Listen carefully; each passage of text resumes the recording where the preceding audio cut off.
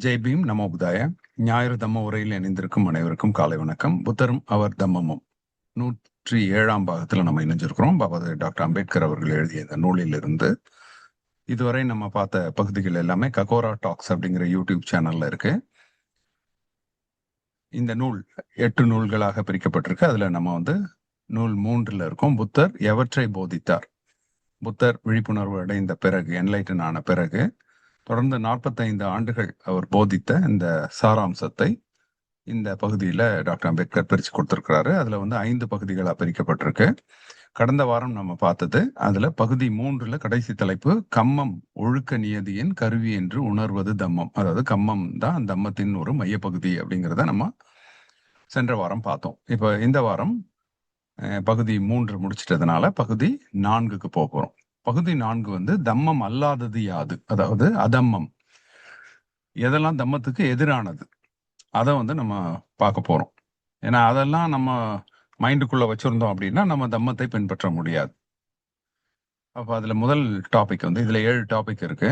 அதுல முதல் டாபிக் இயற்கைக்கு அப்பாற்பட்டதென யாதொன்றை நம்புவது தம்மம் அல்ல. அதாவது பிலீஃப் இன் சூப்பர் நேச்சுரல், இயற்கைக்கு தாண்டி இயற்கைக்கு மீறிய சக்தி, ஒரு சூப்பர் நேச்சுரல் பவர் இருக்கு அப்படின்னு நம்புறாங்க அப்படின்னா அவங்க தம்மத்தை பின்பற்றலன்னு அர்த்தம். அது தம்மத்துக்கு எதிரான விஷயம். அது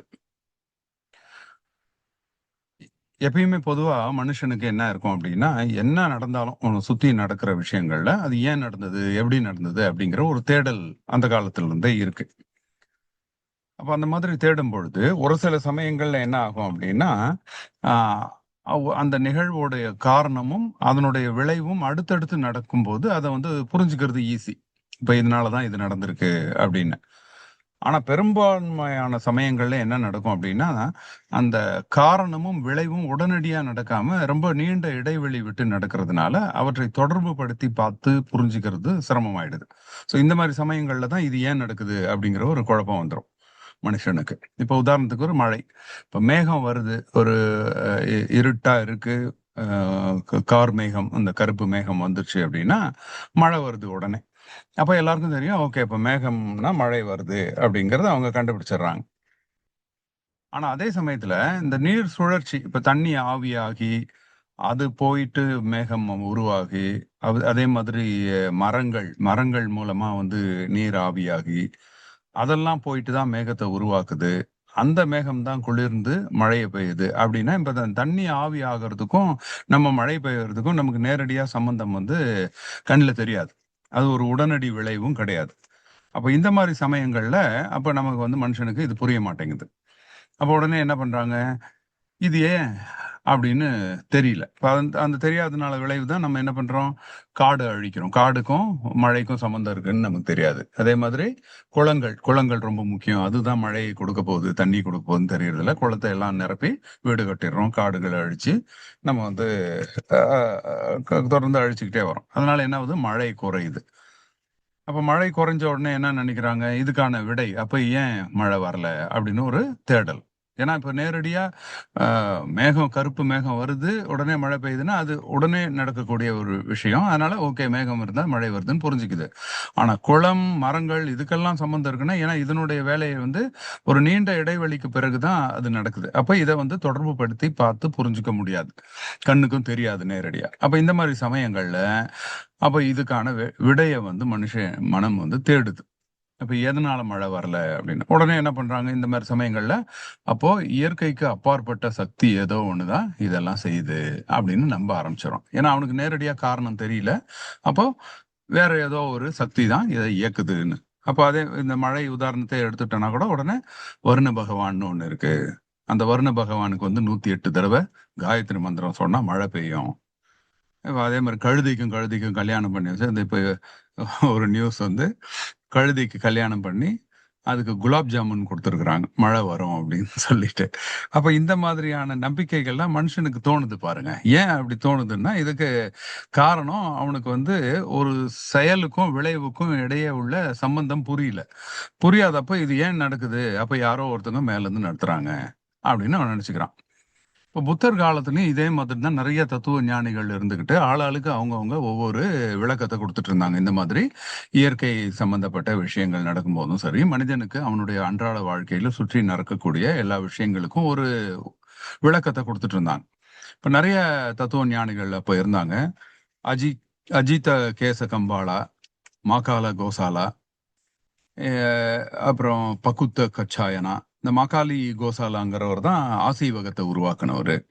பகுத்த கச்சாயனோ அவர் வந்து நித்தியவாதம் அப்படி அந்த ஒரு தத்துவத்தை உருவாக்குனவர். அப்புறம் நிகந்த நாத புட்டா, அவர் தான் மகாவீரர். மகாவீரரோட இன்னொரு பேர் தான் நிகந்த நாத புட்டா.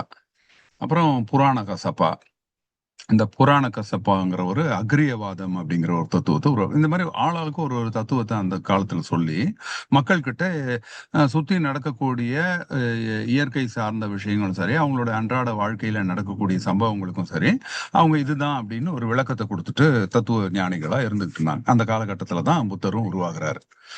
அப்ப இந்த பகுத்த கச்சாயனா என்ன செய்யறாரு அப்படின்னா, அவர் என்ன சொல்றாருன்னா, நம்ம சுத்தி நடக்கிறது எல்லாமே தானாகவே நடக்குது. அதுக்கு யாரும் காரணம் கிடையாது. அது ஒவ்வொரு சம்பவத்துக்கும் ஒரு காரணம்னு அதுக்கு அடிப்படையே எதுவுமே நம்ம சொல்ல முடியாது. அது தேடுறதும் அவசியமற்றது. அதாவது அப்படி அப்படியே நடக்கும். ஒவ்வொரு விஷயமும் தனித்தனியா நடக்கக்கூடிய சம்பவங்கள். அது யார் கட்டுப்பாட்டுலயும் கிடையாது. அப்படிங்கிற ஒரு தத்துவத்தை சொன்னவர் தான் இந்த பகுத்த காச்சயவனா. அதுக்கு பேர் நித்தியவாதம். அதாவது எதையுமே மாத்த முடியாது. அதாவது அப்படி அப்படியே தான் நடக்கும். இந்த உலகம்ங்கிறது 7 எலிமெண்ட்ஸ் மூலப்பொருட்களா உருவாகி இருக்கு. ஒண்ணு வந்து நிலம், காற்று, நெருப்பு, அப்புறம் நீர், அப்புறம் இன்பம், துன்பம், ஆன்மா. இப்ப இவர் ஆன்மாவை போதிக்கக்கூடிய ஒரு தத்துவத்தை சொல்றாரு. இதுக்கு பேர் நித்தியவாதம். ஏன்னா எதுவுமே வந்து மாறாது. எல்லாமே அது அது இருக்கும். ஸோ இந்த மாதிரியான இந்த 7 மூலப்பொருட்கள் தான் இந்த உலகமே. இந்த மூலப்பொருட்கள் அங்கங்கே அப்படியே தான் இருக்கும். இது யாராலையும் எதுவுமே செய்ய முடியாது. அத மாற்றவே முடியாது அப்படிங்கிறார்.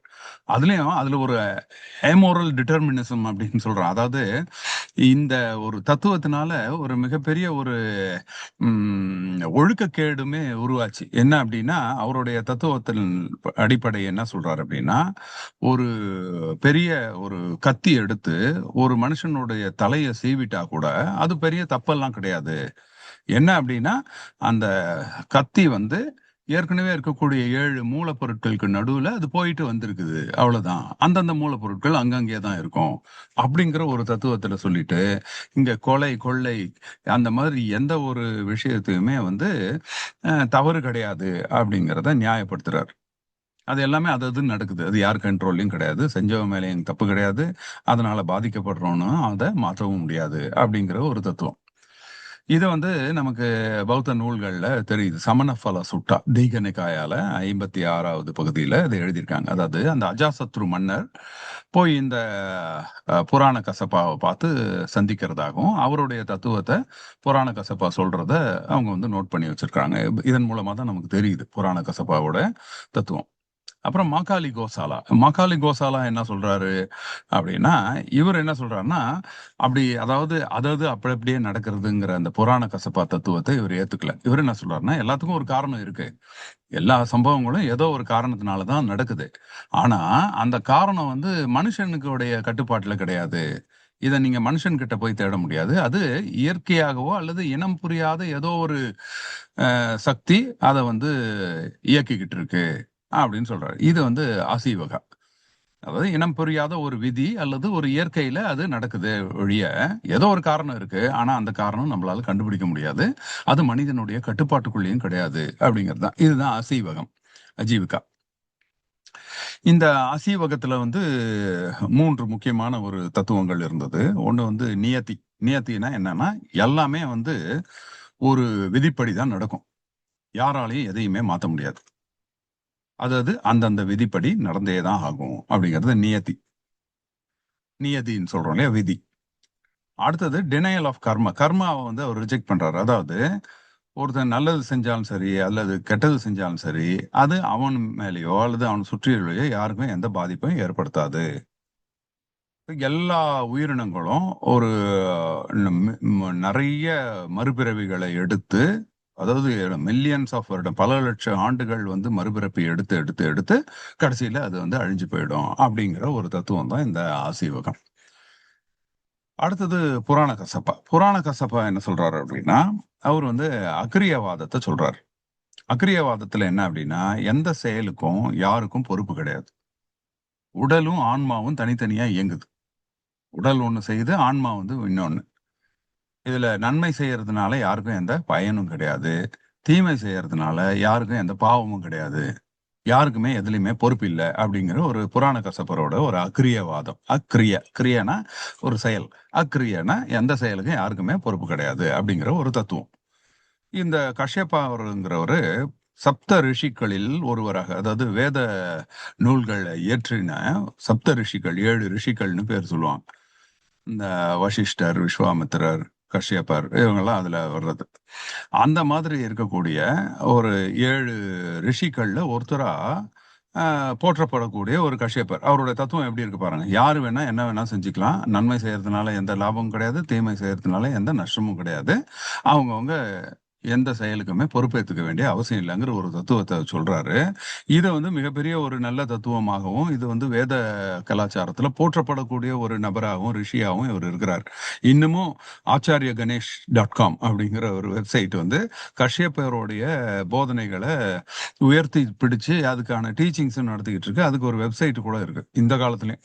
அப்ப எப்படி ஒரு சூழல் இருந்திருக்கு பாருங்க. அப்ப புத்தர் வாழ்ந்த காலத்துல இப்ப புத்தர் இதெல்லாம் வந்து எதிர்க்கிறார். அவருடைய விளக்கத்துல, அவருடைய தத்துவத்துல எல்லா சம்பவத்துக்கும் ஒரு காரணம் இருக்கு. காரணம் இல்லாம எந்த ஒரு விளைவும் ஏற்படாது. அது மட்டும் இல்ல, அந்த காரணம் மனுஷங்கிட்டயோ அல்லது இயற்கையில தான் இருக்கே ஒழிய இயற்கைக்கு அப்பாற்பட்ட சக்தி அப்படிங்கிறது எதுவுமே கிடையாது அப்படிங்கிறது தான் புத்தருடைய வாதம். அதனால சூப்பர் நேச்சுரல் எதுவுமே கிடையாது. எல்லாமே நேச்சர், இயற்கை. இயற்கைக்குன்னு ஒரு லா இருக்கு, ஒரு விதி. அந்த விதிப்படி அது நடக்கும். அதுதான் நம்ம சென்ற வார பகுதியில கூட பார்த்தோம். அந்த நியமா. அதுல வந்து ருத்து நியமா, பிஜு நியமா அப்படின்லாம் பார்த்தோம். ருத்து நியமங்கிறது சீசன், ஒரு பருவ காலம் எப்படி மாறும், அது வந்து ஒரு விதி, அதன்படி மாறும். அதே மாதிரி பிஜு நியமா அப்படின்னா விதைகள், அது மரபணுக்கள் சம்பந்தப்பட்டது. இது வந்து ஒரு குறிப்பிட்ட ஒரு விதையானது அந்த மரத்தை தான் உருவாக்கும். இது ஒரு விதி, இது ஒரு நியமம். அந்த மாதிரி கம்ம நியமம். கம்மங்கிறது எந்த ஒரு செயலுமே அது ஒரு காரணத்தினால தான் உருவாகுது, அது அதனுடைய விளைவை ஏற்படுத்துது அப்படிங்கிறது புத்தருடைய தத்துவம். இப்ப நேரம், இயற்கை, தேவை இந்த மாதிரி காரணங்களுக்காக மட்டும்தான் விஷயங்கள் நடக்குது, நம்மளை சுத்தி சம்பவங்கள் நடக்குது அப்படின்னா அப்ப மனுஷனோட பங்கு தான் என்ன? நம்ம அப்படியே வந்து பிறக்கிறோம், எல்லாம் சுத்தி நம்ம கண்ட்ரோல் எதுவுமே கிடையாது. அது அது அப்படி அப்படியே நடக்கும். மேலேருந்து யாரோ இயக்கிக்கிட்டு இருக்காங்க. அது யாருன்னு நமக்கு தெரியாது, பார்க்கவும் முடியாது. நம்ம இஷ்டத்துக்கு அதை கண்ட்ரோலும் பண்ண முடியாது. அப்போ யாரோ ஒருத்தர் ஆட்டு வைக்கிற மாதிரி நம்ம எல்லாம் வாழ்ந்துட்டு போறோம் அப்படின்னா அப்ப மனிதனுடைய பங்கு தான் என்ன? அப்ப என்னதான் செய்யறது? அப்ப இது ஒரு புத்தருடைய கேள்வி. இது ஒரு யதார்த்தமான ஒரு கேள்வியா இருக்கு இல்லையா? அப்ப எல்லாமே வந்து நேரம், அவன் நேரம் காலத்துக்கு ஏத்த மாதிரி தான் நடக்கும். இதெல்லாம் வந்து இயற்கைக்கு மீறிய சக்தி ஒண்ணு இருக்கு. மேல இருந்து கடவுள், இல்ல அது அது அப்படி அப்படியே நடக்குது. அது நல்வாய்ப்பு, கெடுவாய்ப்பு, தலையெழுத்து, இல்ல அவங்கவங்க தேவைக்கு ஏத்த மாதிரி எது வேணாலும் செஞ்சுக்கலாம் அப்படின்னு இருந்ததுன்னா, அப்போ ஏதோ ஒரு மேல இருந்து ஒரு சக்தி தான் நம்மளை வந்து பொம்மலாட்டம் மாதிரி நம்மள வந்து பொம்மைகள் மாதிரி இயக்கிக்கிட்டு இருக்குதுன்னா, மனுஷனுடைய வாழ்க்கைக்கு அர்த்தமே இல்லாம போயிடும் அப்படிங்கிறது தான் புத்தருடைய வாதம். அப்ப எந்த சுதந்திரமுமே இல்லை. இவன் வந்து ஒரு விஷயத்த செய்யலாம், செய்யக்கூடாது அப்படின்னு முடிவெடுக்கிற சுதந்திரமே கிடையாது. ஏன்னா, அதுதான் ஏற்கனவே ப்ரீ டிட்டர்மைன்டு. ஏற்கனவே முடிவெடுக்கப்பட்ட மாரி தான் நம்ம வாழ்க்கை நடக்கணும் அப்படின்னா, நமக்கு என்ன சுதந்திரம் இருக்கு? அப்போ இந்த இயற்கைக்கு அப்பாற்பட்ட சக்தி தான் எல்லாத்துக்கும் காரணம் அப்படின்னு நம்புறதா இருந்தா, மனுஷனுக்குன்னு அறிவு இருக்கிறதே யூஸ் இல்ல. மனுஷனுடைய அறிவுக்கு தான் என்ன யூஸு?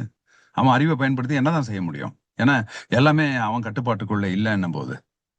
அப்ப என்ன ஆகுது? இப்ப நம்ம பார்க்குறோம் பாருங்க. இப்ப இயற்கைக்கு அப்பாற்பட்ட ஒரு சக்தி தான் எல்லாத்தையும் இயக்குதுன்னு நெனச்சுக்கிட்டு, இதனால என்ன பாதிப்பு ஏற்படுது அப்டின்னா, இன்னைக்கு வரைக்கும் பால எடுத்துட்டு போயி ஆத்துலயும், குளத்துலயும் ஊத்தி பாலாபிஷேகம் செய்றாங்க. மகா சிவராத்திரி அன்னைக்கு. இந்தியால மட்டுமே 10,00,00,000 கிலோ பால் ஒவ்வொரு வருஷமும் மகா சிவராத்திரி அன்னைக்கு வேஸ்ட் ஆக்கப்படுது. எவ்வளோ பெரிய அளவு பாருங்க. 10,00,00,000 கிலோ பால் ஒவ்வொரு வருடமும் மகா சிவராத்திரி அன்னைக்கு மட்டுமே மக்கள் பயன்படுத்துறது இல்ல. அத தூக்கிட்டு கொண்டு போய் சிவன் லிங்கத்து மேல ஊத்தி, இல்லன்னா ஆறுலயும், குளத்துலயும் ஊத்தி, இல்லன்னா இறந்தவர்களுடைய அந்த சுடுகாட்டு மேல ஊத்தி, அத வந்து வேஸ்ட் பண்றாங்க. ஆனா இந்தியால 3 குழந்தையில 2 குழந்தையோட இறப்புக்கு காரணம் வந்து வறுமை. Mall nutrition. ஊட்டச்சத்து போதாக்குறையினால குழந்தைங்க இறந்துகிட்டு இருக்கு. அதுலயும் உத்தரப்பிரதேசம், பீகார், அஸ்ஸாம், ராஜஸ்தான்ல தான் ரொம்ப வொர்ஸ்ட் அப்படின்னு கவர்மெண்ட் டேட்டா சொல்லுது. ஆனா இந்த மாரி இடங்கள்ல தான் இந்த பால வேஸ்ட் பண்ற நிகழ்ச்சிகளும் அதிகமா நடந்துகிட்டு இருக்கு. உலக அளவுல பார்த்தா, 30 லட்சம் குழந்தைங்க வந்து ஒவ்வொரு வருஷமும் பசியினால இறந்து போறாங்க. இங்க வந்து அத்தனை கோடி கிலோ பால வந்து நம்ம கீழ ஊத்துறோம். இப்ப அண்மையில ஒரு செய்தி கூட வந்தது. ஒரு 2, 3 வருஷத்துக்கு முன்னாடி 2023ல மகா சிவராத்திரி அப்போ பக்தர்கள்லாம் பால் பாக்கெட்ட கொண்டு போய் குடுத்துருக்காங்க அபிஷேகத்துக்கு. அவங்க அந்த கோயில்ல இருக்கிறவனும் நைட்டு ஃபுல்லா அபிஷேகம் பண்ணுனா அவனால எப்படி பண்ண முடியும்? பண்ண முடியல. அப்ப என்ன பண்ணிட்டான், கொஞ்சம் பால்ல மட்டும் ஊத்திட்டு மிச்சத்தெல்லாம் தூக்கி குப்பையில போட்டானுங்க. அடுத்த நாள் காலையில பார்த்தா, துப்புரவு தொழிலாளர்கள் போய் எடுக்கும்போது ஏகப்பட்ட பால் பாக்கெட்டு கெட்டு போயி எல்லாம் குப்பையில கிடக்குது. எல்லாம் அபிஷேகத்துக்கு வந்த பால் பாக்கெட். அது அப்புறம் என்கொயரி பண்றாங்க. அதுல வந்து ஹிந்துல கூட ஒரு நியூஸ் வந்தது. பக்தர்கள்லாம் ரொம்ப வேதனையா அ அவங்க பேட்டி குடுத்துருக்காங்க. என்ன குடுத்துருக்காங்கன்னா, நாள் மகா சிவராத்திரி அன்னைக்கு நைட் ஃபுல்லா விழிச்சு, அ நினைச்ச காரியம் கைகூடும் அப்படிங்கிற நம்பிக்கையோட, நாங்க வந்து ஒவ்வொரு கால பூஜைக்கும் சிவபெருமானுக்கு பாலாபிஷேகம் குடுத்துட்டு இருக்கோம்.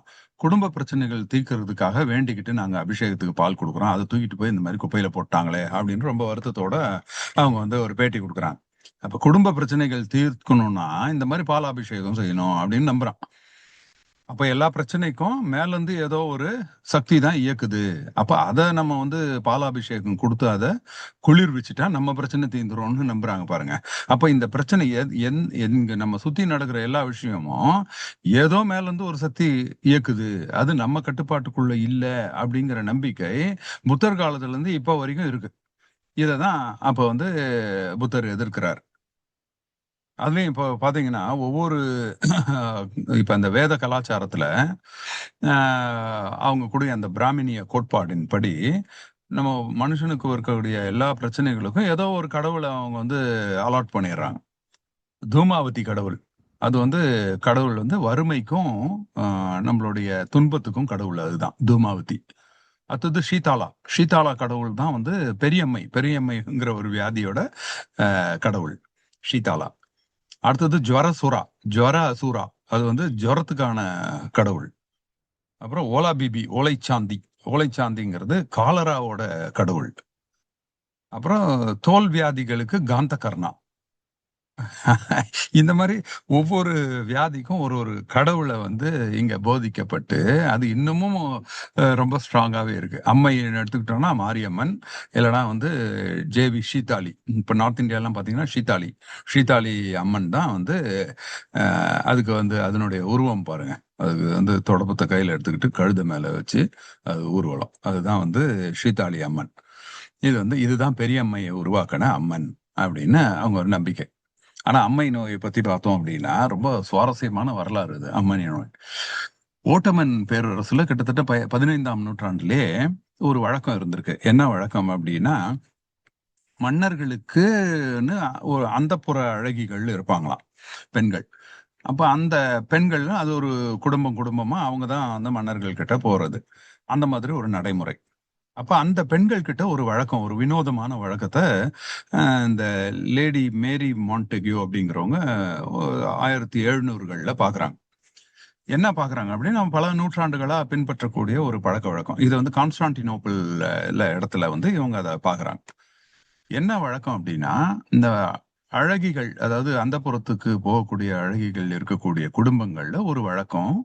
அங்க வந்து இந்த அம்மை வரக்கூடிய அந் அ நபர்கள் கிட்ட இருந்து, அந்த அம்மை கொப்புளம் இருக்கும் இல்லையா? அந்த கொப்புளத்திலிருந்து அந்த நீர எடுத்து, இங்க பெண் குழந்தைகளுக்கு மட்டும் அத வந்து தோல்ல கீறி விட்டுருவாங்களாம். அப்போ அவங்களுக்கு வந்து லேசான ஒரு பாதிப்பு ஏற்பட்டு, அம்மை வந்து வராம தடுத்துடுறாங்க. எதுக்காக அது ரொம்ப முக்கியம்? அதுவும் அந்த குறிப்பிட்ட குடும்ப பெண்கள் பண்றாங்க அப்டின்னா, அம்மை வியாதி வந்தா முகமெல்லாம் வந்து புள்ளி புள்ளியா ஆயிடும். அப்ப அந்த பெண்களுக்குடைய அழகு போயிடும். இல்லைன்னா முகம் விகாரம் ஆயிடும், கண்ணு குருடாயிடும், அந்த மாதிரி தான். அப்போ இந்த பெண்களுக்கு அழகு வந்து ரொம்ப ரொம்ப முக்கியங்கிறதுனால முக தோற்றத்தை மாற்றக்கூடிய இந்த அம்மை வியாதியை தடுக்கணும் அப்படிங்கிற ஒரு வழக்கம், இந்த பழக்கம் இருந்திருக்கு. இதுக்கு பேரு வேரியோலேஷன்னு பேரு. இதை இவங்க பாக்குறாங்க, அந்த மாண்டெக்யூ, லேடி மாண்டெக்யூ. அவங்களுடைய பிரதர் வந்து அப்ப ஸ்மால் பாக்ஸ்ல இறந்துடுறாங்க. இப்ப இந்த வழக்கத்தை பார்த்துட்டு இவங்க வந்து அவனுடைய பையனுக்கு அதை செய்றாங்க. அதை நடைமுறைப்படுத்தி அதுக்கப்புறம் அப்படியே கொஞ்சம் கொஞ்சமா யூரோப்பியன் கண்ட்ரிஸ் ஃபுல்லாவே வருது, இந்தியாவுக்கு வருது, சைனாக்கெல்லாம் அது பரவுது. இந்த மாதிரியான ஒரு தடுப்பூசி முறை. ஆனா அதுல என்ன பிரச்சனை அப்படின்னா, ஒருத்தவங்க அது பாதிக்கப்பட்ட அந்த பெரியம்மையில பாதிக்கப்பட்டவங்களுடைய நீர் எடுத்து இன்னொருத்தவங்களுக்கு போடணும். இப்படி போடும் பொழுது என்ன ஆகுதுன்னா, சமயத்துல வந்து முழு பெரியம்மை வியாதியும் அந்த போட்டவங்களுக்கும் வந்துருது. அப்ப அதுலவே செத்து போயிடுறாங்க. இல்ல அவங்க கிட்ட இருந்து இன்னும் நிறைய பேருக்கு வேற பரவிடுது. அந்த ஒரு சைடு எஃபெக்ட் இருக்கு. இதுக்கு தான் ஒரு தீர்வு வந்து எட்வர்ட் ஜென்னர் கண்டுபிடிக்கிறார். எட்வர்ட் ஜென்னர் என்ன அப்படின்னா, அவர் வந்து ஒரு சயின்டிஸ்ட். அப்ப அவர் இருக்கும் பொழுது ஒரு பால் வீட்டுக்கு சப்ளை பண்ற ஒரு லேடிய வந்து பார்க்கிறார். பார்த்தா அவங்களுக்கு வந்து அப்ப பெரியம்மை வந்து பயங்கரமா எல்லாரையும் சாகடிச்சுக்கிட்டு இருக்கக்கூடிய ஒரு டைம். இந்த பால் கொண்டு வர அந்த லேடி கிட்ட கேட்கிறாரு, உங்களுக்கெல்லாம் பெரியம்மை பத்தி பயம் இல்லையானா? அவங்க சொல்றாங்க, இல்ல இல்ல எங்களுக்கெல்லாம் அதெல்லாம் பயம் இல்ல, எங்களுக்கெல்லாம் வராது. இந்த பால் கறக்கிறவங்களுக்கு யாருக்குமே பெரியம்மை வராதா அப்படின்னு அவருக்கு ஒரு ஆச்சரியம் ஆயிடுச்சு. என்ன அப்படின்னு போய் பார்த்தா, அவங்களுக்கு வந்து கவ் பாக்ஸ் அப்படின்னு, அதாவது மாட்டுக்கு வரக்கூடிய ஒரு பெரியம்மையில ஒரு வகை. மாட்டு அம்மை அது. இந்த மாட்டு அம்மை வந்து மாடு பால் கறக்கிறவங்களுக்கு வந்துருது. மாட்டு அம்மை வந்தவங்களுக்கு லேசா கொப்புளம் மட்டும் வந்துட்டு அப்படியே மறைஞ்சிடுது. அவங்களுக்கு வந்து பெரியம்மை வியாதி யாருக்குமே பாதிக்கப்படல அப்படிங்கிறத கண்டுபிடிக்கிறாரு. உடனே என்ன பண்றாரு, அந்த மாட்டு அம்மை பாதிக்கப்பட்ட ஒரு பெண்ணை வந்து தேர்ந்தெடுக்கிறார். சாரா நெல்ம்ஸ்ன்னு. அந்த சாரா நெல்ம்ஸ் கிட்ட இருக்கக்கூடிய அந்த ஒரு கொப்புளத்துல இருந்து கொஞ்சமா எடுத்து, இவர் வந்து ஜேம்ஸ் பிப்ஸ் அப்படிங்கிற ஒரு பையன்கிட்ட அதை செலுத்துறாரு. அந்த கொப்புளத்துல இருக்கிற நீரை. அதுக்கப்புறம் அந்த பையன் வந்து ஒரு லேசான ஒரு ஜுரம், லேசான கொப்புளங்கள் வந்து மறைஞ்சிருது, நல்லாயிட்டான். அப்புறம் உண்மையிலே பெரியம்மை வந்த ஒரு நபர்கிட்ட இருந்து, அப்ப அந்த வேரியோலேஷன் மத்தவங்கலாம் செய்வாங்க இல்லையா? ஏற்கனவே அந்த நூற்றாண்டுகள்ல பண்ணிட்டு இருந்த அந்த வழக்கம், அந்த பெரியம்மை வியாதியில இருக்கிறவங்க கிட்ட அந்த கொப்புளம் வந்து காஞ்சு போன பகுதிய எடுத்து லேசா கீறி விடுறது. அந்த மாரி அத எடுத்து இந்த பையனுக்கு ஜேம்ஸ் பிப்ஸ்க்கு வந்து கீறி விடுறாரு. இவனுக்கு வந்து எதுவுமே வரல. இந்த வழக்கமா அப்படி கீறி விட்டா அந்த ஜுரம் வந்துரும். வந்து கொஞ்ச நாள் அவங்கள தனிமைப்படுத்தி, அப்புறம் ஒரு பெரியம்மை வந்து ஓரளவுக்கு சீரியஸ் ஆயி அதுக்கப்புறம் சரியாவாங்க. அந்த மாதிரி எதுவுமே சிம்டம் வரல பிப்ஸுக்கு. ஏன்னா ஏற்கனவே அந்த மாட்டு அம்மைய போட்டு வச்சிருந்தனால. அப்புறம் அவன் வந்து ஃபுல்லா பார்த்தா அவனுக்கு வந்து பெரியம்மை வியாதியே வரல. இத வச்சு தான் அவர் என்ன பண்றாரு, பெரியம்மை வியாதிய தடுக்கிறதுக்கு நேரா பெரியம்மை வியாதியில பாதிக்கப்பட்டவங்களுடைய அந்த ஃப்ளூயிட எடுத்து போட்டா, அதனால நெறைய பாதிப்பு ஏற்படுது. அதுக்கு பதிலா மாட்டு அம்மை கௌபாக்ஸ்ல இருக்கக்கூடிய நீர எடுத்து போட்டா, அத வந்து பெரியம்மைய முற்றிலுமா தடுத்துடலாம் அப்படிங்கிற ஒரு மிகப்பெரிய ஒரு கண்டுபிடிப்ப அவரு கொண்டு வராரு. இப்படித்தான் வந்து பெரியம்மை வியாதியே வந்து தடுக்கப்படுது. அது மட்டும் இல்ல, தடுப்பூசிங்கிற அப்படி ஒரு கான்செப்டே வந்து எட்வர்ட் ஜென்னர் தான் உலகத்துக்கே முதல்ல கொண்டு வராரு. எ இதன் பிறகு தான் அவருடைய வரலாற்று ஆய்வுகள் எல்லாமே வந்து பிரபலமாகுது. அதனுடைய தொடர்ச்சியா தான் இன்னைக்கு வந்து மனிதர்களை மட்டுமே பாதிக்கக்கூடிய இந்த பெரியம்மைங்கிற வியாதி 30,00,00,000 மனுஷங்க இறந்து போயிட்டாங்க இப்ப. அதுவும் நோய் பாதிச்சுன்னா 3ல ஒருத்தர் இறந்து போயிருவாரு. மித்த 2 பேருக்கும் வந்து பயங்கரமான விகாரமான தோற்றம், இல்லன்னா கண்ணு குருடு அந்த மாரி ஆயிடும். 3000 வருஷம் மனுஷன ஆட்டி படைச்ச இந்த வியாதி, 18ஆம் நூற்றாண்டுல இவர் வந்து எட்வர்ட் ஜென்னர் கண்டுபிடிச்ச தடுப்பூசினால இன்னைக்கு முற்றிலும் ஒழிந்தது. இப்ப பொறக்கிற குழந்தைகளுக்கெல்லாம் பெரியம்மை தடுப்பூசி கூட கிடையாது. முன்னாடி எல்லாம் கூட இப்ப என்னோட ஏஜ் குரூப்லலாம் நாங்கலாம் பெரியம்மை தடுப்பூசி போட்டிருக்கிறோம். இப்ப அது வந்து கவர்மெண்ட்டே ஸ்டாப் பண்ணிட்டாங்க. ஏன்னா இனிமேல் பெரியம்மை கிடையாது. முற்றிலும் அழிக்கப்பட்ட ஒரு வியாதி ஆயிடுச்சு உலக அளவுல. அப்போ இத்தனை மனிதர்கள கொன்ற ஒரு வியாதிய முற்றிலும் ஒழிச்ச ஒரு மனுஷன் யாரு அப்டின்னா எட்வர்ட் ஜென்னர். இவர் தான் உலகத்திலேயே ஆ அதாவது லட்சக்கணக்கான மனிதர்கள் இறக்கறதுக்கு காரணமா இருந்த ஒரு விஷயத்த தடுத்து நிறுத்தி அத்தனை உயிர்களை காப்பாற்றிய பெருமைக்கு உரிய ஒரே மனுஷன்னா இந்த எட்வர்ட் ஜென்னர் தான். இப்ப இதெல்லாம் வந்து எதனால வருதுன்னா, என்ன காரணம் அப்படின்னு தேடி போறதுனால தான். அப்ப அந்த மனுஷனுக்கு அந்த தேடல் இருக்கணும். அவனுடைய மூளைய வந்து இது ஏதோ மேலருந்து ஒரு சக்தி, ஒரு மாரியம்மன், சீதாளி அம்மன் அப்படின்னு சொல்லி வச்சுட்டா, அவன் எப்படி தேடுவான்? அப்போ ஒவ்வொரு நிகழ்வுக்கும் ஒரு மனிதனோ அல்லது நம்ம நேச்சர்ல இருக்கக்கூடிய ஏதோ ஒரு பொருள் தான், ஏதோ ஒரு மைக்ரோ ஆர்கானிசம், ஒரு உயிரினம், அந்த மாதிரி ஒரு காரணத்தை தேடி போனா மட்டும்தான் அவனால ஒரு கண்டுபிடிப்பு, அதுக்கான காரணத்தை கண்டுபிடிக்க முடியுமே இல்ல, இயற்கைக்கு அப்பாற்பட்ட சக்தின்னு ஏதோ ஒண்ணு இருக்கு அப்படின்னு நம்பிட்டான்னா அதோட அவன் யோசிக்கிற சுதந்திரமே போயிடும். எல்லா நிகழ்வுக்கும் ஏதோ ஒரு காரணம் இருக்கும். அது இப்ப வேணா தெரியாம இருக்கலாம். ஆனா அவனுக்கு அறிவு இருந்தா அதை பின்னாடி கண்டுபிடிச்சிருவான். 3000 வருஷத்துக்கு முன்னாடி பெரியம்மைக்கு இந்த மாதிரி ஒரு கிருமி தான் காரணம் அப்படிங்கிறது தெரியாது அவனுக்கு. ஆனா பின்னாடி மனுஷன் கண்டுபிடிக்கிறான். எட்வர்ட் ஜென்னருக்கு அந்த சுதந்திரம் இருந்தது, சிந்தனை சுதந்திரம். அவர் இது ஒரு சாமி குத்தம்னு நினைக்கல. எதனால வருது? அது ஏன் கவுபாக்ஸ்ல இருக்கிறவனுக்கு மட்டும் வரமாட்டேங்குது? அப்படிங்கிற அந்த கேள்வி, ஏன் அப்படிங்கிற அந்த கேள்வி கேட்கக்கூடிய அந்த சுதந்திரமும் அறிவும் வேலை செஞ்சா மட்டும்தான் கண்டுபிடிப்புகள் வரும். அதனாலதான் புத்தர் இந்த கான்செப்டை எதிர்க்கிறார்.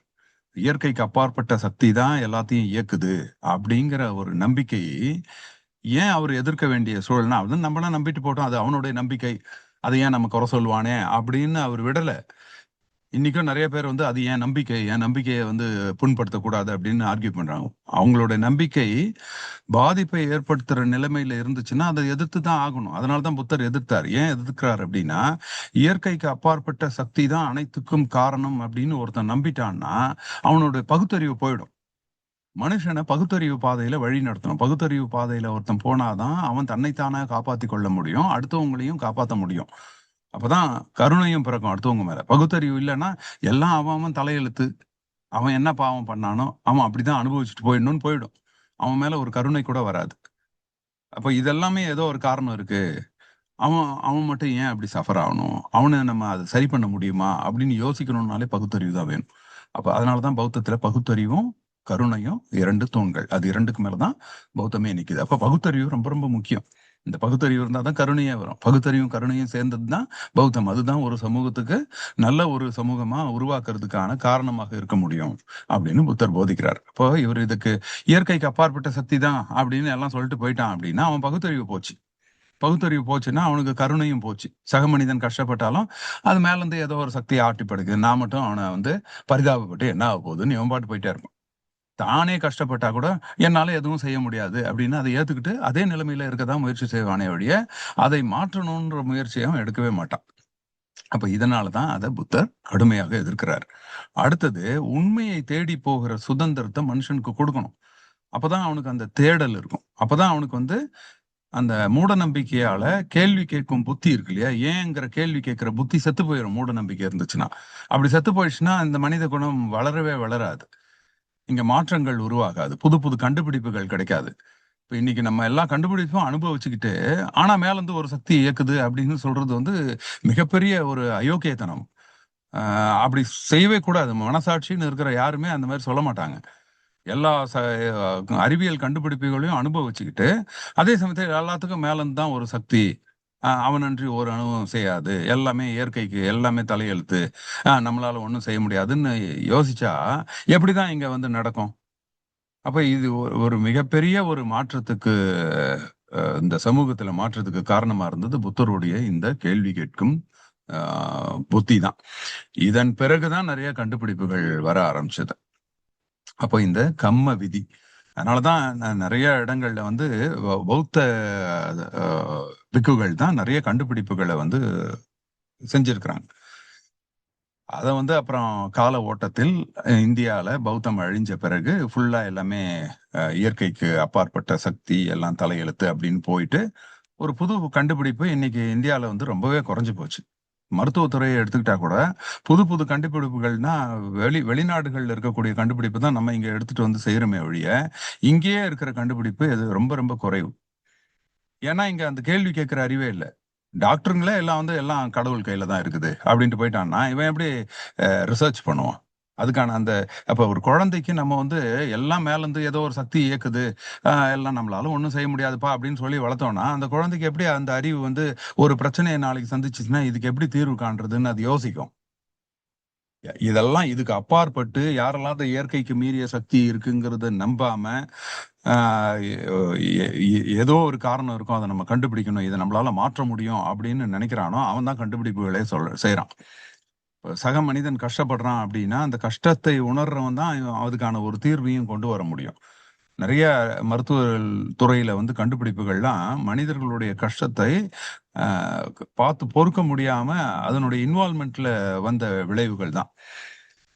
இப்ப கேன்சருக்கான ஒரு கீமோதெரப்பியை முதல்ல எப்படி உருவாகுது அப்படின்னா, சிட்னி ஃபார்பருங்கிற ஒரு பெத்தாலஜிஸ்ட் ஒரு குழந்தைகள் மருத்துவமனையில பாஸ்டன்ல வேலை செய்யறாரு.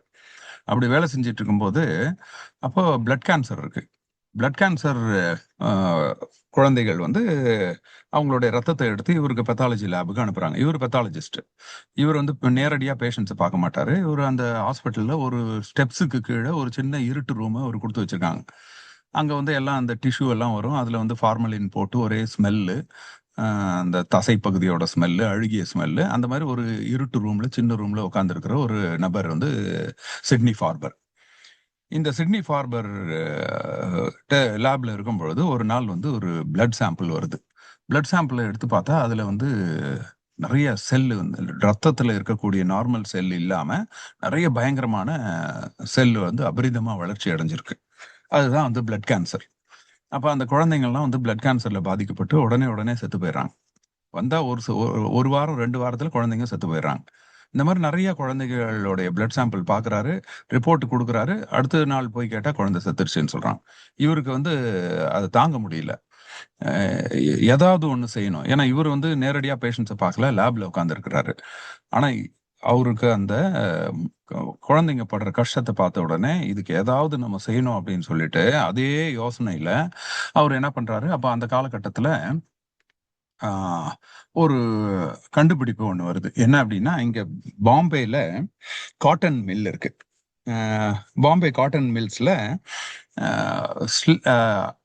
அந்த கூலி வேலைக்கு நிறைய இந்திய பெண்களை வந்து நியமிக்கிறாங்க. அது நடுவுல வந்து கான்ட்ராக்டர் ஒரு இடைத்தரகர் இருந்துகிட்டு அவன் வந்து பிரிட்டிஷ்காரங்கிட்ட சம்பளத்தை வாங்கிட்டு இவங்களுக்கு கொஞ்சமா கொடுக்கறது கூலி. அதனால என்ன ஆகுதுன்னா, அங்க இருக்கக்கூடிய பெண்கள் எல்லாமே வறுமையில ஏகப்பட்ட வேலை செய்வாங்க. ஆனா வறுமையில இருப்பாங்க. போதிய அளவுக்கு சாப்பாடு கிடைக்காது. இதனால என்ன ஆகுதுன்னா, பிரெக்னன்சி அந்த பெண்கள் வந்து கர்ப்பமாகும் பொழுது அவங்களுக்கு வந்து அனீமியா வந்துருது. ரத்த சோகை வந்து செத்து போயிடறாங்க. குழந்தையும் செத்துருது, அம்மாவும் செத்துறாங்க. இது வந்து இந்த விஷயம் வந்து அங்க லண்டன்ல இருக்கக்கூடிய ஒரு டாக்டருக்கு இந்த தகவல் போகுது. அங்க வந்து லூசி வெல்ஸ்ங்கிற ஒரு மெடிக்கல் ஸ்டூடெண்ட் அவங்க இதை கேள்விப்படுறாங்க. நிறைய கர்ப்பிணி பெண்கள் இந்தியால இறந்து போறாங்களாமே, அதுவும் பாம்பேல ஒரு காட்டன் மில்லுல. என்ன காரணம், அதுக்கு ஏதாவது நான் கண்டுபிடிக்கணும்னு அவங்களுக்கு ஒரு கஷ்டமா போகுது. இந்த மாதிரி பெண்களை வந்து இறக்க விடக்கூடாது. ஏன்னா அவங்க நாட்டுல வந்து பிரசவத்துல வந்து நல்லபடியா நடந்துட்டு இருக்கு, அங்க எல்லாமே நல்லா இருக்காங்க. இங்க வந்து இத்தனை கர்ப்பிணி பெண்கள் வந்து இறந்து போறாங்களே அம்மாக்கள் அப்படின்னு சொல்லிட்டு அதனுடைய விளைவாக அவங்க என்ன பண்றாங்க, கிளம்பி இங்க வராங்க. பாம்பேல வந்துட்டு அங்க இருக்கக்கூடிய அந்த பெண்களை பார்த்து அவங்களுக்கு வந்து இந்த ரத்த சோகை சரி பண்றதுக்கு ட்ரீட்மெண்ட் கொடுக்குறாங்க. அப்போ அந்த சமயத்துல ரத்த சோகை ட்ரீட்மெண்ட் வந்து இரும்பு சத்து கொடுத்தா சரியாகிறது இருந்தது. அதனால இவங்களும் இரும்பு சத்து கொடுக்குறாங்க. ஆனா இரும்பு சத்துல வந்து சரி ஆகல. சரி ஆகலைன்ன உடனே இவங்க என்ன பண்றாங்க, வேற பல்வேறு உணவுப் பொருட்கள்லாம் கொடுத்து பார்க்குறாங்க. எதுவுமே சரியாகல. அப்போ இவங்க வந்து மார்மைட்டுன்னு ஒரு ஜாம் மாதிரி ஒரு பொருள் அவங்க நாட்டுல யூஸ் பண்றது மார்மைட்டுன்னு. அது ஒரு ஜாம் மாதிரி இருக்கும், பிரெட்ல தடவி சாப்பிடுறது. அதை இவங்க சாப்பிட்றதுக்காக கொண்டு வந்தவங்க என்ன பண்றாங்க, இந்த பெண்கள்லாம் வந்து இவங்க கிட்ட உட்காந்து பேசிட்டு இருக்கும்பொழுது அங்க இருக்கக்கூடிய கர்ப்பிணி பெண்களுக்கு இவங்க சாப்பிட்ற அந்த பிரெட்டையும் மார்மைட்டையும் தராங்க. யாரெல்லாம் மார்மைட் சாப்பிட்றாங்களோ அந்த பெண்களுக்கு வந்து ரத்த சோகை உடனே சரியாயிடுது. அவங்க எல்லாம் சுகப்பிரசவம் வருது. அப்போ உடனே வந்து மார்மைட்ல வந்து நிறைய வர வச்சு அங்க இருக்கக்கூடிய அந்த பாம்பேல இருக்கக்கூடிய அந்த கூலி தொழிலாளி பெண்களுக்கு எல்லாமே கொடுத்தா எல்லாருக்குமே வந்து ரத்த சோகை சரியான உடனே அப்போ இதுக்கு என்ன காரணம்னு அவங்களால அதனுடைய மூலக்கூறு அந்த டைம்ல கண்டுபிடிக்கல. அதனால அவங்களுடைய பேரே வச்சிடறாங்க, வில்ஸ் ஃபேக்டர்னு சொல்லிட்டு. இந்த வில்ஸ் ஃபேக்டர் என்ன அப்படின்னா பிற்காலத்துல அது கண்டுபிடிக்கிறாங்க. அதுதான் வந்து ஃபோலிக் ஆசிட். இந்த ஃபோலிக் ஆசிட் தான் இதுக்கு வந்து ரத்த சோகையை சரி பண்ணுது அப்படிங்கிற ஒரு கண்டுபிடிப்பு அந்த டைம்ல வருது. இதே டைம்ல தான் அங்க சிட்னி ஃபார்பர் அங்க வந்து அந்த குழந்தைங்களுடைய பிளட் கேன்சரை வந்து பார்த்துக்கிட்டு இருக்கிறார். இப்போ இதுக்கு ரத்தத்தை வந்து சரி பண்ணுது ஃபோலிக் ஆசிட் புதுசா கண்டுபிடிச்சிருக்காங்க அப்படின்ன உடனே அவர் அந்த ஃபோலிக் ஆசிடை வாங்கி இந்த குழந்தைங்களுக்கு ஏன் போடக்கூடாதுன்னு அவருக்கு வந்து ஒரு மூளை வேலை செய்யுது. உடனே அந்த ஃபோலிக் ஆசிடை வர வைக்கிறதுக்கு முயற்சி செய்யறாரு. எங்க வர வச்சுக்கலாம் அப்படின்னா, அப்போ வந்து இங்க எல்லப்பதா அப்படின்ற ஒருத்தர், இங்க இந்தியர் தான் அவரு. மெட்ராஸ் மெடிக்கல் காலேஜ்ல எம்பிபிஎஸ் முடிச்சவரு.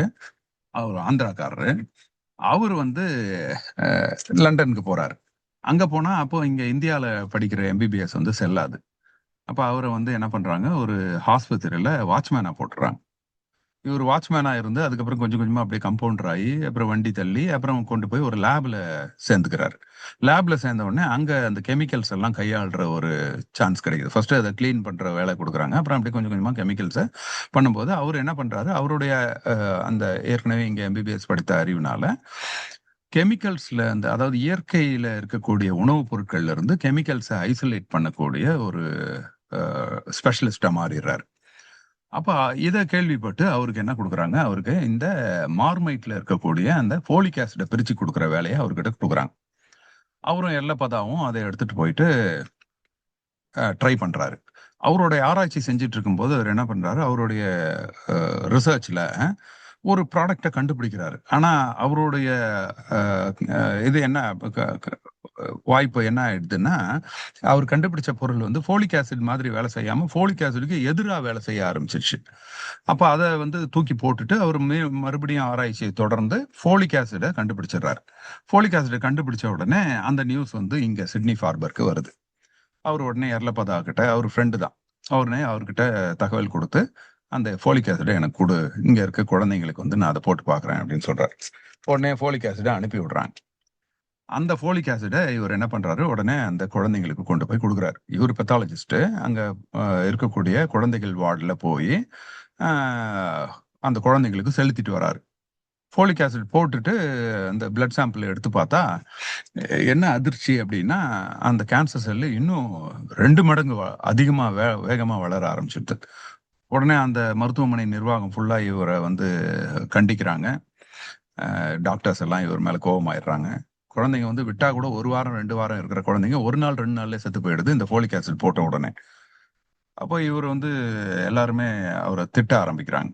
அப்ப இவரு என்ன நினைக்கிறாரு அப்டின்னா, அப்பயும் அதான் ஒரு விஞ்ஞானி, ஒரு ரிசர்ச் பெர்சனுடைய பெர்செவரன்ஸ், அதாவது விடாமுயற்சி. அவரு என்ன யோசிக்கிறார்ன்னா, ஃபோலிக் ஆசிட் போட்ட உடனே வேகமா வளர ஆரம்பிச்சு. அங்க சாதாரண இருந்த கேன்சர் செல்லு 2 மடங்கு வேகமா வளர ஆரம்பிக்குதுன்னா, அப்ப ஃபோலிக் ஆசிடுக்கும் அதுக்கும் ஏதோ சம்மந்தம் இருக்கு. அதனால தானே அது வேகமா வளருது. அப்பன்னா ஃபோலிக் ஆசிட எதிர்த்து வேலை செய்யக்கூடிய ஒரு கெமிக்கல் அதுல போட்டா, அது வந்து அந்த செல்ல குறைச்சிரும்ல அப்படின்னு யோசிச்சுட்டு, திருப்பி எர்லப்பதாகிட்டயே நீ ஃபோலிக் ஆசிட் குடுக்காம, ஃபோலிக் ஆசிடுக்கு ஆப்போசிட்டா எதுனா இருந்தா குடுங்க. அப்பதான் எர்லப்பதாவும் அவருடைய ரிசர்ச்ல ஃபோலிக் ஆசிடுக்கு எதிரா உருவாகுன ஒரு கெமிக்கல தூக்கி தூர போட்டிருக்கிறாரு. அவரு அந்த பொருள இவருக்கு அனுப்புறாரு. அந்த பொருள் வந்த உடனே கொண்டு போய் அந்த குழந்தைங்களுக்கு செலுத்துறாரு. செலுத்தின உடனே அவருடைய ஆச்சரியம் என்ன அப்படின்னா, அந்த குழந்தைங்களோட செல் எல்லாம் அப்படியே சுருங்க ஆரம்பிச்சுது. லட்சக்கணக்குல இருந்த கேன்சர் செல் எல்லாம் அப்படியே சர சர சரன்னு ஒரே வாரத்துல ஆயிரக்கணக்குல வந்துருது. குழந்தைங்கலாம் நல்லாயி போறாங்க. முதல் தடவையா வரலாற்றிலேயே பிளட் கேன்சர் உள்ள குழந்தைங்க பொழைக்க முடியும் ஒரு மருந்துனால அப்படிங்கிறது இதனால தான் வருது. அப்ப இதுதான் வந்து அமினோப்டெரின் அப்படிங்கிற ஒரு கீமோதெரபி. இதுதான் ஃபர்ஸ்ட் உலகத்திலே கண்டுபிடிச்ச ஒரு கீமோதெரபியும் கூட. இப்படிதான் வந்து கீமோதெரபிய கண்டுபிடிக்கிறாங்க.